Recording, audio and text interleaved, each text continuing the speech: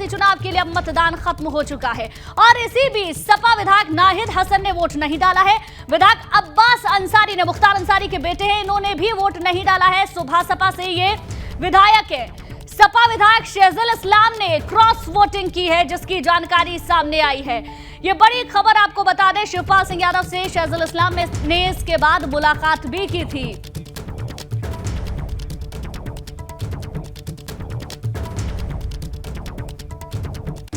तो राष्ट्रपति चुनाव खत्म हो चुका है। 5 बजे तक का समय था, समय निकल चुका है, मतपेटिका बंद हो चुकी है और 3 संवाददाता हमारे साथ जुड़ भी चुके हैं। अविनाश तिवारी संवाददाता दिल्ली से हमारे साथ जुड़ गए, अनुभव शुक्ला लखनऊ से हमारे साथ जुड़ गए हैं और पंकज राणा देहरादून से हमारे साथ जुड़ गए हैं। सबसे पहले अविनाश, मैं आप ही का रुख करूंगी क्योंकि 5 बजे तक का समय था, समय खत्म, मतदान खत्म।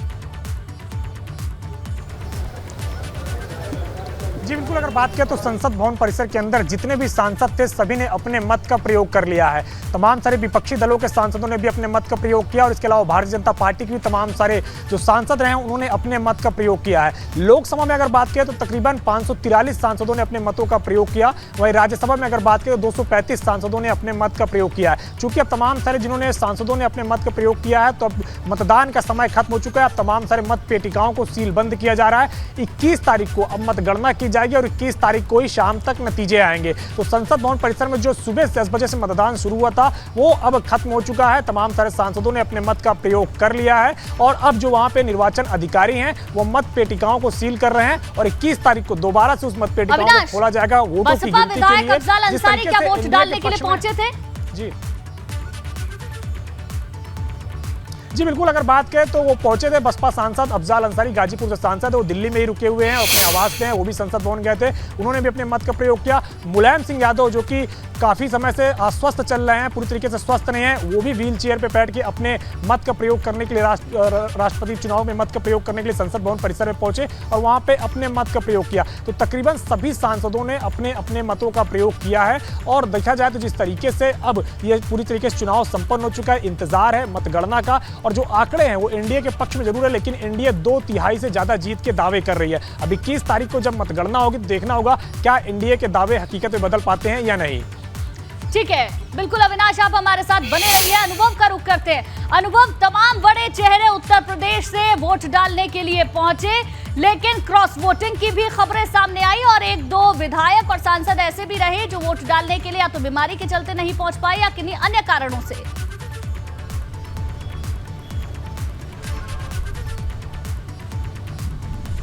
अनुभव, देखिए, 2 विधायक नहीं पहुंचे और एक समाजवादी पार्टी के एक विधायक है और एक अगर हम कहें उन्हीं के सहयोगी। देखिए बिल्कुल, अगर हम कहें तो अब वोटिंग खत्म हो चुकी है और 2 विधायक वोट डालने के लिए नहीं पहुंचे। एक समाजवादी पार्टी के विधायक हैं, वो जेल में है नाहिद हसन, इसलिए वोट डालने नहीं पहुंचे। दूसरा सुभाषपा के विधायक अब्बास अंसारी, वो इसलिए क्योंकि उनके खिलाफ एनबीडब्ल्यू जारी है, गैर जमानती वारंट है, एमपी एमएलए कोर्ट ने कहा है कि 27 तक गिरफ्तार करके उन्हें पेश किया जाए, इसलिए वो नहीं पहुंचे। तो 2 विधायक नहीं पहुंचे। कुल 403 विधायकों वाली ये विधानसभा है उत्तर प्रदेश की, जिसमें 2 विधायक पहुंचे नहीं तो 401 संख्या हो गई और 5 जो विधायक हैं उनमें 4 ने दिल्ली में और 1 ने केरल में वोट डालने की अनुमति मांगी थी। तो इस तरीके से आप देखिए तो कुल ये जो संख्या हो गई वो हो गई 396 वोट यहाँ पड़ने थे और वो वोट यहाँ पर पड़े हैं। तकरीबन 4:15 बजे ही 396 वोट यहाँ पर पड़ चुके थे।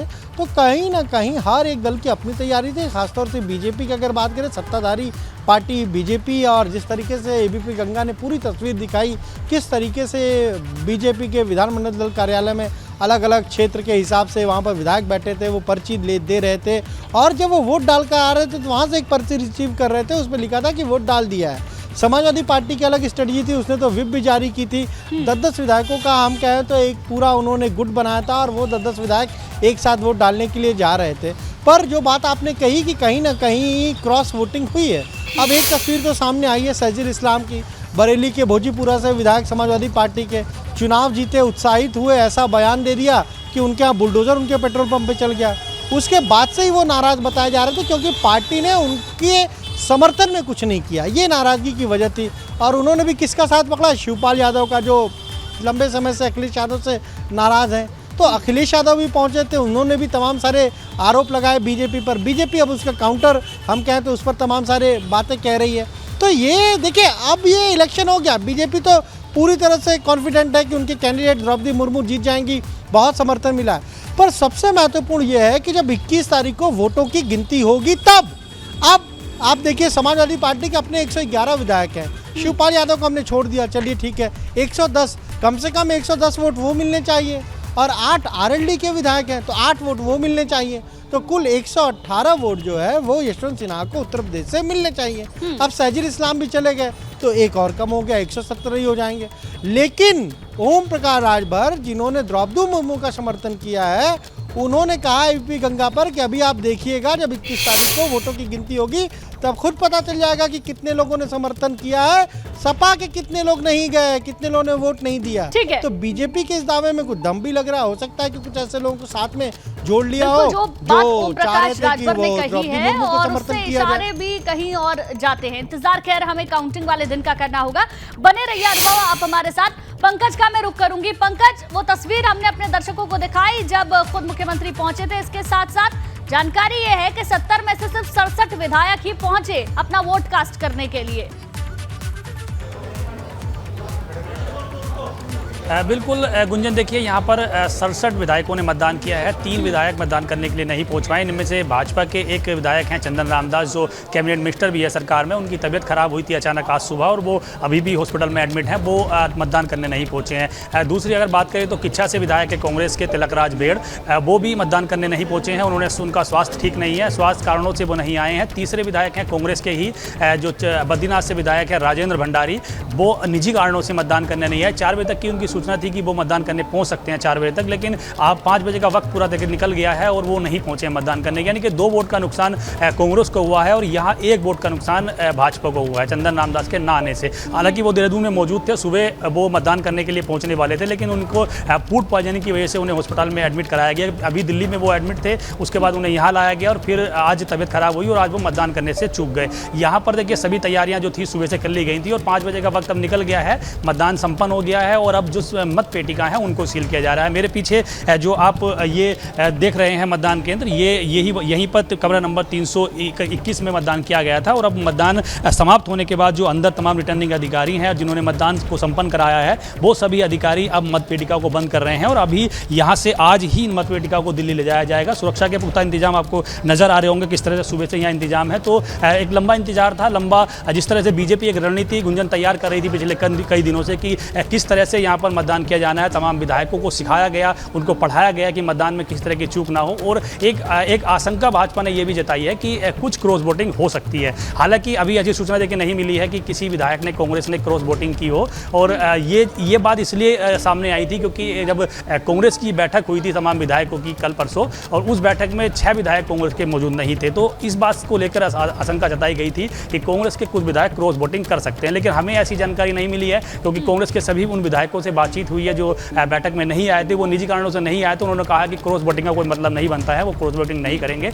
लेकिन जब मतपेटिका खुलेंगी तो संभवतः ऐसा बीजेपी को लग रहा है कि द्रौपदी मुर्मू के पक्ष में कुछ विधायकों ने कांग्रेस के मतदान किया होगा, तो ये तो पता लगेगा तब जब मतपेटिका खुलेंगी। लेकिन यहाँ पर चुनाव पूरी तरह से संपन्न हुआ है, सुरक्षा घेरे में चुनाव संपन्न किया गया है। लगभग 1 बजे के करीब ही सभी विधायक अपना मतदान कर चुके थे, 67 जिन्होंने मतदान किया है। 3 विधायकों का लगातार इंतजार किया जा रहा था कि वो मतदान करने आए। चंदन रामदास की उम्मीद थी कि वो पहुंच सकते हैं, लेकिन तबियत खराब होने की वजह से नहीं पहुंचे। खराब होने की वजह से वो नहीं जा पाए। चलिए, देहरादून से तो ऐसी कोई खबर नहीं आई है कि क्रॉस वोटिंग हुई है, हालांकि इंतजार हमें फिर भी नतीजे वाले दिन का करना होगा। अनुभव, मैं एक बार फिर से आपका रुख करना चाहूंगी। इस वोटिंग के दरमियान बयानबाजी भी खूब हुई, अखिलेश यादव की तरफ से भी, शिवपाल की तरफ से भी।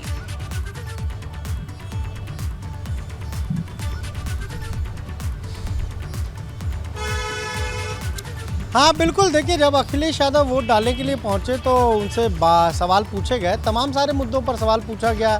शिवपाल यादव की चिट्ठी को लेकर भी सवाल पूछा गया।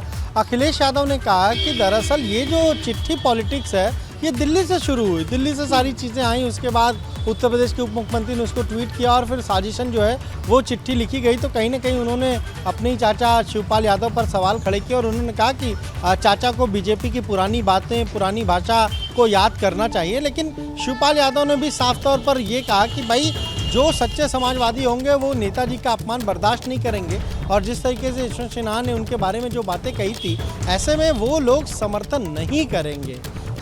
यशवंत सिन्हा के कैंडिडेचर का और उन्हें वोट नहीं करेंगे।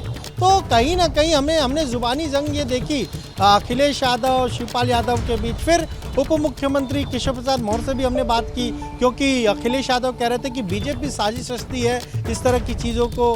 तो केशव प्रसाद मौर्य ने कहा कि ये आजकल पूरे देश में एक फैशन है, वो अपनी पार्टी नहीं संभाल पा रहे, अपना परिवार नहीं संभाल पा रहे, अपना गठबंधन नहीं संभाल पा रहे हैं और दोष दे रहे हैं बीजेपी को। जब वो कुछ कर नहीं पा रहे हैं तो उसके पीछे उनको बीजेपी नजर आती है। और केवल ये एक है, उत्तर प्रदेश की बात नहीं है, देश के किसी भी हिस्से में जब कोई भी पार्टी का गठबंधन टूटता है, वो पार्टी टूटती है तो सब लोग बीजेपी को दोष देते हैं, अपने कामों को नहीं देखते, अपनी चीज़ों को नहीं देखते कि कैसे वो अपने लोगों को अपने साथ नहीं रख पा रहे। तो पूरा हमने आज ये देखा, ये जो प्रेसिडेंट का इलेक्शन हुआ है विधानसभा में के तिलक हॉल में वोटिंग हो रही थी सुबह के वक्त। तो अगर हम कहें 10 बजे जब वोट शुरू हुए तो 12 साढ़े 12 बजे तक तो लाइन थी विधायकों की, लोग लाइन में लगे हुए थे। पर उसके बाद जैसे ही दोपहर हुई उसके बाद तो भीड़ बिल्कुल कम हो गई और सबसे आखिरी में अगर हम कहें तो 1 या 2 विधायक ही पहुंचे, उन्होंने वोट डाला। पर कहीं ना कहीं सियासी जुबानी जंग भी जारी रही और वोट का अगर हम कहें वो तो लड़ाई है ही कि किसको ज़्यादा वोट मिलते हैं, किसको कम वोट मिलते हैं। पर महत्वपूर्ण ये है 21 तारीख को जब वोटों की गिनती होगी तब देखना होगा कि कहाँ वाकई सेंधमारी हुई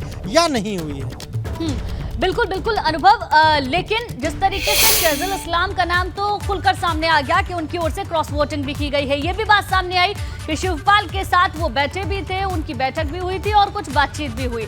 लेकिन क्या ये भी मुमकिन है कि जिस दिन नतीजे आए उस दिन तस्वीर कुछ बदली हुई सी हो, जिनका नाम अभी सामने नहीं आया है उनकी तरफ से भी क्रॉस वोटिंग की गई हो? क्या ये भी मुमकिन है?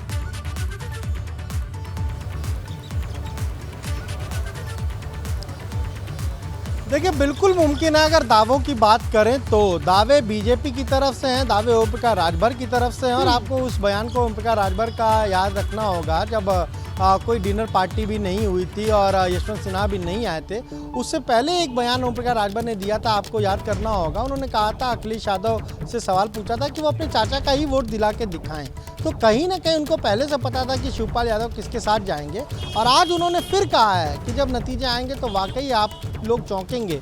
क्योंकि 110 वोट, चलिए शिवपाल यादव का वोट कम कर दीजिए, 110 वोट शहजुल इस्लाम का भी कम कर देते हैं तो 109 वोट समाजवादी पार्टी के और 8 वोट जो आरएलडी के भी 7 ही विधायकों ने यहाँ वोट डाला।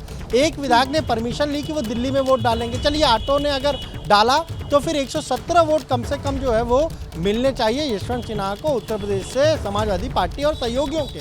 पर अगर वोटों की गिनती में ये कम हो जाते हैं तो अपने आप ही पता चल जाएगा कि कई और भी नाम थे।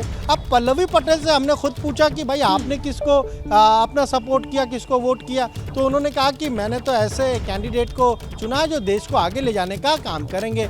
नाम उन्होंने नहीं बताया, पर समाजवादी पार्टी के जितने भी विधायक थे, उनके गठबंधन आरएलडी के जितने विधायक थे, सब तो खुलकर नाम ले रहे थे कि उन्होंने यशवंत सिन्हा को वोट किया है। पर पल्लवी पटेल ने इस पर बिल्कुल सस्पेंस बनाए रखा है। और कई और नाम हो सकता है कि अगर जब वोट का जो टैली हम बता रहे हैं या जो टैली होनी चाहिए, अगर एक भी विधायक ने वोट क्रॉस वोटिंग नहीं की तो वही टैली होनी चाहिए। बिल्कुल बिल्कुल। और अगर उसमें कुछ बदलाव होता है इसका मतलब यही है कि क्रॉस वोटिंग हुई है। और कई सारे नेताओं की ओर से बहुत इस तरीके की बातें भी कही गई हैं कि ये व्यक्तिगत फैसला है, आपको पता चल जाएगा। तो अब इंतजार हमें करना होगा काउंटिंग वाले दिन का, तस्वीर पूरी तरीके से साफ हो जाएगी। आप तमाम सहयोगी हमारे साथ बने रहिए।